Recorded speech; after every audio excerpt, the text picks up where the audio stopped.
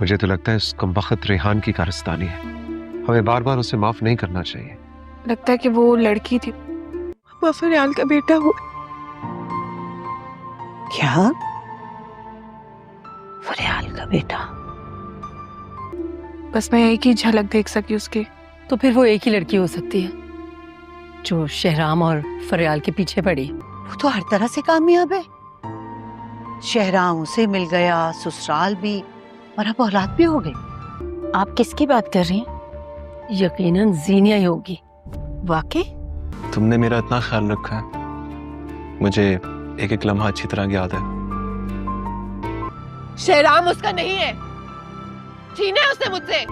तुम शायद भूल जाओ, लेकिन मैं कभी नहीं भूलूंगा। मम्मा ये तो बैंक से घर फौरन खाली करने का नोटिस है। हम तो लुट गए, सब खत्म हो गया जीनी, हम कहाँ जाएंगे?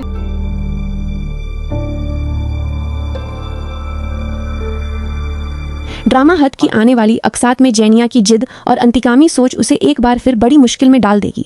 शहराम को आखिरकार एहसास हो जाएगा कि जैनिया अपनी हरकतों से बाज आने वाली नहीं, जिसके बाद वह इसके खिलाफ पुलिस में शिकायत दर्ज करा देगा। पुलिस की कार्रवाई के नतीजे में जैनिया गिरफ्तार हो जाएगी और पहली बार उसे अपनी गलतियों की कीमत चुकानी पड़ेगी। दूसरी तरफ जैनिया की माँ सीरत अपनी बेटी से मिलने जेल पहुंचेंगी और उसे सख्त अल्फाज में समझाएंगी कि शहराम अब इसकी जिंदगी का हिस्सा नहीं रहा। फिर भी वह इसका पीछा छोड़ने के लिए तैयार नहीं।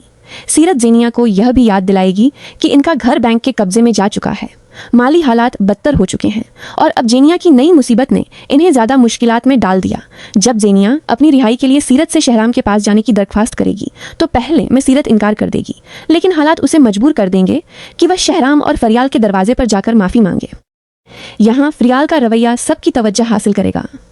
फरियाल सीरत को माजी याद दिलाते हुए कहेगी कि जिन लोगों को वो हमेशा कमतर समझती रही, आज इसी के सामने मदद के लिए खड़ी है।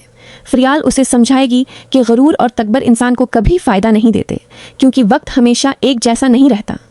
आखिरकार फरियाल के कहने पर शहराम जेनिया के खिलाफ मुकदमा वापस लेने पर राजी हो जाएगा, लेकिन इस वाक़े के बाद जेनिया और उसकी माँ की सारी उना और अकड़ खाक में मिल जाएगी।